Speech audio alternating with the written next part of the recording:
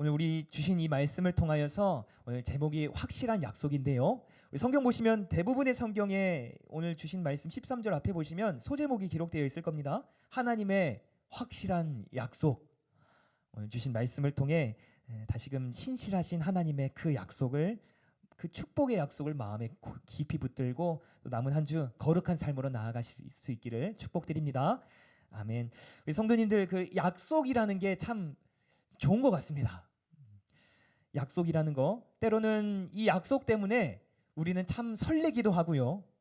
때로는 약속을 기다리기도 하고, 때로는 이 약속이 우리에게 안정감까지 주는 것 같습니다.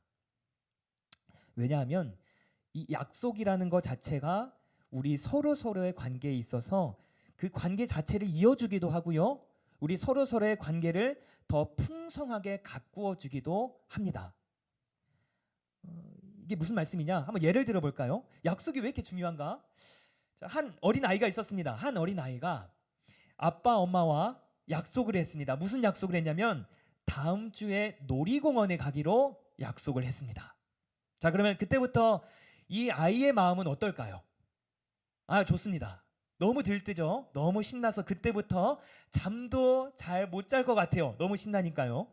그래서 놀이공원에 가기 전까지, 약속의 그날까지 어때요? 하루하루가 행복하고 설레고 손꼽아지고, 그래서 만약에 뭔가 그러다가 불편하고 짜증나는 일이 있더라도 우리 그래도 다음 주에면 놀이공원에 가잖아, 뭐 이 생각 하나만으로도 금세 울음을 멈추고 마음을 가라앉게 되기도 할 것 같습니다. 왜냐하면 아이는 이 사랑하는 엄마 아빠와 그 재밌는 놀이공원에 가서 함께 시간을 보낼 수 있다는 그 약속 하나만으로 이 참 행복한 하루하루를 살아가게 되는 것입니다. 말하지 않아도 참 행복하죠. 그리고 놀이공원을 떠나서 부모와 자녀는요, 뭐 이런 단순한 약속을 떠나서 어떤 약속을 했냐면 부모와 자녀는 평생을 사랑할 것을 약속한 사이입니다. 그래서 말하지 않아도 자녀는 부모님이 나를 사랑하고 부모님도 자녀가 나를 사랑한다는 것을 이런 약속을 통해 서로 기억합니다. 가족이라는 게 그런 것이죠. 사랑의 약속으로 맺어진 끈끈한 관계가 바로 가족이 아닐까 생각해 봅니다. 부부 사이에도 그렇고요. 연인 사이도 마찬가지입니다. 뭐 이런 약속하죠. 평생 당신만 바라보고 살겠어. 평생 너 하나만 사랑하겠어. 이런 사랑의 약속이 서로에게 참 힘이 됩니다. 힘이 되고 또 행복이 되고 우리 각 부부 간에 혹은 연인 간에 안정감을 주는 그런 약속이 아닐까 생각됩니다. 근데 성도들, 때로는요, 잘 아시겠지만 이런 약속이라는 것이 우리에게 이렇게 뭐 행복도 되고 뭐 그런 것도 있지만 반대로요, 약속이 깨지면 어떻게 되죠? 실망합니다. 좌절하고요. 너무너무 슬픕니다. 약속이 어긋나거나 오랫동안 지켜지지 않아서 하염없이 기다릴 때, 말했던 것이 지켜지지 않을 때 그런 마음이 찾아오는 것 같습니다. 기대가 큰 만큼 실망도 큰 법이죠. 그래서 다음 주에 놀이공원에 가기로 약속했지만 갑자기 부모님이 일이 생겨서 그 약속이 깨지게 된다면 그 아이는 정말 그 아이에게 있어서는 인생의 모든 것을 잃은 것처럼 실망을 하고요. 그리고 서럽게 울며 그 하루를 슬픔 가운데 마무리할 것 같습니다. 뭐 놀이공원에 못 가서 그런 거기도 하지만 이제 약속을 지키지 않으신 그 부모님께 서러운 마음들, 뭐 그런 것도 있을 것 같습니다. 아이뿐만일까요? 서로를 사랑으로 약속한 연인 사이, 시간이 지날수록 서로에게 소홀한 모습을 보이거나 연락조차 잘 안 되고 또 극단적으로는 다른 이성과 가까이 하는 모습을 보이게 된다면 그때부터는 서로에게 했던 약속이 이제는 행복과 안정감이 아니라 어떻게 되죠? 불안함이 되고요. 초조함이 되고 배신감까지 들게 됩니다. 이 남자가 지금 어디서 뭘 하는 거지? 연애 초기에는 연락도 자주 하고 사랑한다고 말도 자주 해줬는데 지금 영 딴 사람이 되어 있네. 약속의 양면성일까요? 물론 이제 이런 부분들은 우리가 극복할 수 있습니다. 서로 조금 더 이해하고 받아들여 가면서 이제 극복해야 되는 부분이지만 이제 어쩔 수 없는 사람의 마음인 것 같아요. 나에게 처음에는 행복과 안정감을 주던 약속들이 깨지면 깨질수록, 지켜지지 않으면 지켜지지 않을수록 이제 서로에게 실망하고 서러운 감정으로밖에 다가올 수밖에 없을 것 같습니다. 그래서 사람이라는 게 참 그런 것 같습니다. 처음에 서로가 서로에게 이런 약속을 할 때는 어떻죠? 뭔가 정말 모든 거 다 지켜줄 수 있을 것 같고 이 약속 끝까지 지킬 수 있을 것처럼 자신하지만 시간이 흐르고 때로는 불가피한 상황이 찾아오고 또 때로는 이 사람의 마음이라는 게 완전치가 않아서 약속을 지키지 못하기도 하고 또 늦추기도 합니다.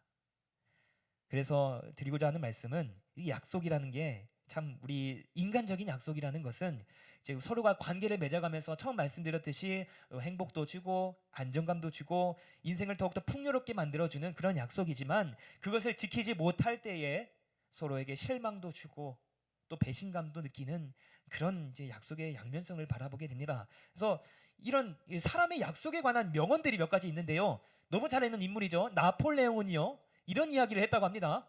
약속을 지키는 최선의 방법은 무엇이다? 약속을 하지 않는 것이다. 나폴레옹이 스스로 느낀 것일까요? 아니면 뭔가 배신을 많이 당했을까요? 또 하나 더 볼까요? 우리 셰익스피어 잘 아시죠? 우리 문학계의 거장. 사람들의 서약은 무엇이다? 빵 껍질이다. 찢어지기 쉽고 금세 얇은 빵 껍질과 같다. 뭐 이런 표현을 했다고 합니다. 참 어떠나요? 우리 성도님들 약속이라는 거 참 여러 가지 생각을 해볼 수 있게 됩니다. 약속을 평소에 많이 하시나요? 그런데 사랑하는 성도님들 중요한 거는요. 이 약속이라는 것을 이전에도 지키셨고요. 단 한 번도 어기지 않으셨으며 지금도 여전히 지키고 계시고 아니 앞으로도 확실히 지키실 분이 계신다고 합니다. 오늘 말씀에 나와 있죠. 누굴까요? 바로 신실하신 하나님이십니다. 우리가 믿는 하나님은 이런 분이라고 하십니다. 약속을 지키셨고 지키고 계시고 앞으로 영원히 약속을 지키실 분. 그래서 오늘 본문 말씀 우리 소제목에 아까 말씀드렸듯이 하나님의 확실한 약속이라고 쓰여 있는데요. 조금 길지만 제가 다시 한번 읽어드릴게요. 우리 하나님의 약속에 대한 말씀인데 한번 오늘 먼저 우리가 나눴던 그런 이야기들을 가지고 오늘 말씀을 다시 한번 살펴볼 수 있기를 바랍니다. 13절 말씀부터 제가 새번역 성경으로 한번 읽어드리도록 하겠습니다. 하나님께서는 아브라함에게 약속하실 때에 자기보다 더 큰 분이 계시지 아니하므로 자기를 두고 맹세하시고서 말씀하시기를 내가 반드시 너에게 복을 주고 복을 줄 것이며 너를 번성하게 하고 번성하게 하겠다 하셨습니다. 그리하여 아브라함은 오래 참은 끝에 그 약속을 받은 것입니다. 사람들은 자기보다 더 위대한 일을 두고서 맹세합니다. 그런데 맹세는 그들에게 모든 논쟁을 그치게 하여 주고 확정을 지어줍니다. 그래서 하나님께서는 그 약속을 상속받는 사람들에게 하나님의 뜻이 변하지 않는다는 것을 더욱 환히 나타내 보이시려고 맹세로서 보증하여 주셨습니다. 아멘. 여러분 한번 말씀 생각해 볼까요? 맹세라는 단어가 갑자기 등장했습니다. 자, 간혹 그런 일들이 있지만 우리가 무엇인가를 정말 약속해야 되거나 아니면은 결의를 우리가 함께 다지거나 무엇인가 증언해야 될 때, 내 말이 정말 사실입니다. 증언해야 될 때 그것에 대한 확신을 주기 위해서 우리가 뭘 하죠? 맹세를 합니다. 맹세. 요즘 안 하나요? 요즘 안. 우리 맹세하면 안 되나? 그 약속을 꼭 지키겠다고 선언하는 것이죠. 그런데 맹세의 특징이 있습니다. 맹세는 뭐가 있죠? 보증이 있습니다. 보증. 그러니까 말하자면 내가 이것을 걸고 맹세합니다. 내가 이것을 걸고 너와 약속합니다 라는 메시지. 뭐 예를 들어 볼까요? 우리 가문의 이름을 걸고 맹세합니다. 뭐 이런 맹세. 혹은 나의 부모님의 이름을 걸고 맹세하겠습니다. 그런데 그러면 이제 맹세를 어기면 어떻게 되죠? 약속을 어기면 난리가 나는 거죠. 맹세를 어길 시 가문의 이름에 먹칠을 하게 되는 것이고 이 맹세를 지키지 못하면 뭐 저는 자식도 아닙니다 라는 게 되는 것이죠. 이만큼 맹세에는요 이 보증하는 것이 필요한데 뭐 담보라고 해야 될까요? 그런데 중요한 것은 이 맹세에 드는 이 담보를 들 만한 것은 둘 중 하나입니다. 아주 중요하거나 정말 중요한 것이거나 아니면 적어도 맹세한 나보다 더 높은 위치에 있는 거, 나보다 더 가치 있는 것을 걸게 됩니다. 왜냐하면 그래야 맹세의 효력이 있기 때문이죠. 무슨 말이냐면 한번 예를 들면 만약에 내가 맹세하는데 내가 맹세해 우리 집 냉장고에 있는 걸 걸고 맹세할게.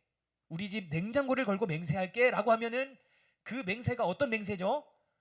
뭐 어겨도 냉장고 하나쯤 건너도 되는 약한 맹세가 됩니다. 그러니까 다시 한번 말씀드리자면 이 맹세라는 것은 뭔가 정말 소중하거나 나보다 높은 위치에 있는 무엇인가를 가문이 되었든 부모님을 되었든 뭐 그런 것이 맹세가 아닐까 생각해 봅니다. 그런데 오늘 주신 말씀에서 하나님께서도 맹세를 하셨다고 합니다.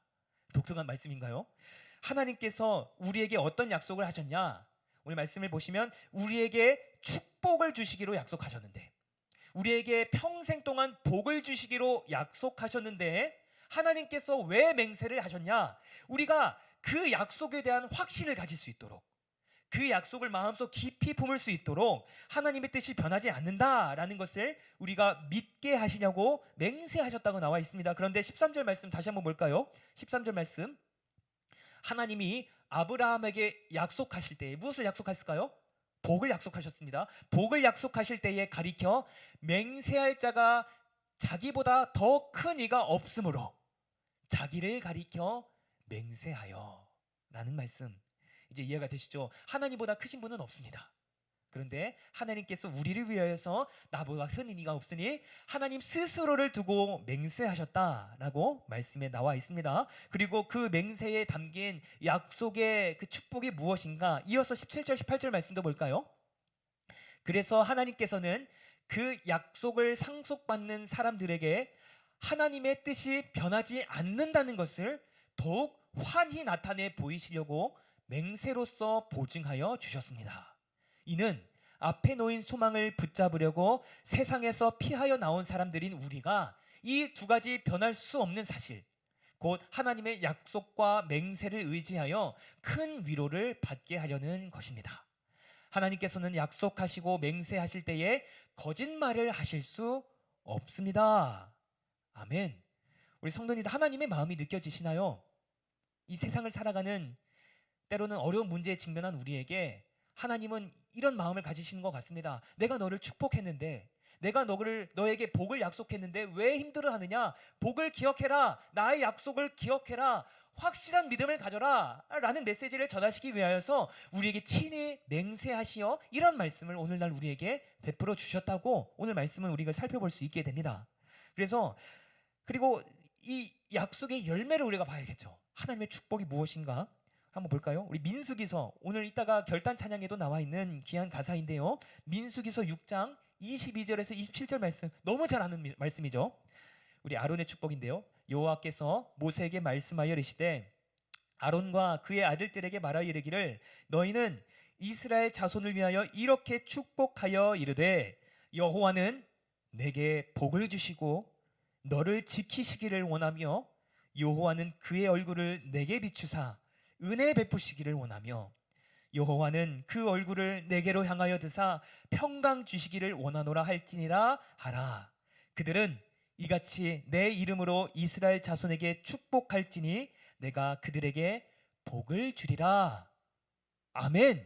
이 약속이 오늘 본문 말씀에 나오는 아브라함부터 끝까지 이어져 온, 오늘날 우리에게도 이어져 온 하나님의 축복의 약속입니다. 이 말씀에 드러난 하나님의 마음이죠. 좋으신 하나님께서는요, 우리에게 복 주시기를 원하시고 또 그래서 우리에게 축복을 약속하셨으며 그 약속은 아브라함을 이어서 이스라엘에게, 또 이스라엘에 이어서 예수 그리스도를 통하여서 온 인류에게까지 약속된 구원의 약속, 바로 축복의 약속입니다. 그래서 성도님들 잘 아시겠지만 오늘 본문 말씀에 히브리서를 기록한 히브리서 기자는요, 무엇보다 어떤 사람들에게 말씀을 기록했냐면 예수님을 그리스도로, 예수님을 나의 주로 영접한 유대 히브리 사람들에게, 그래서 히브리서죠. 히브리 사람들에게 복음을 전하기 위해서, 그리고 당시 우리 초대교회 상황이 어땠죠? 정말 믿음을 지켜가기 너무 힘들었습니다. 요즘 우리가 신앙생활하는 거와는 정말 차원이 다를 정도로 목숨이 위협받는 상황 속에서 신앙을 이어가던 그 초대교회 사람들이었는데, 그 중에서도 히브리 사람들에게 그들에게 위로를 주고자 했던 히브리서 기자입니다. 그래서 히브리서 기자는 너희들 물론 이 상황이 어렵고 목숨이 위협을 받는 이 상황이지만 아직도 하나님께서는 여전히 우리를 축복하시니 끝까지 예수 믿는 믿음 지켜가라, 이런 위로와 소망의 메시지를 전해주고자 했습니다. 그래서 그 히브리서 기자가 주신 말씀에서 전한 것은 하나님의 축복의 말씀을 손꼽았습니다. 너희들 기억하느냐? 히브리 사람들아, 너희 이스라엘, 너희 조상 아브라함이 우리에게 말씀하신 게 무엇이냐? 우리가 믿음의 조상으로 여기는 아브라함 때부터 지금까지 하나님은 여전히 어떤 분이시냐? 우리에게 복 주시기를 원하시는 하나님이시고, 그 약속을 이미 이루셨고 지금도 여전히 이루고 계시며 앞으로도 이루실 신실하신 하나님이시라는 사실을 오늘 히브리서 기자는 그 히브리인들에게 전했던 것입니다.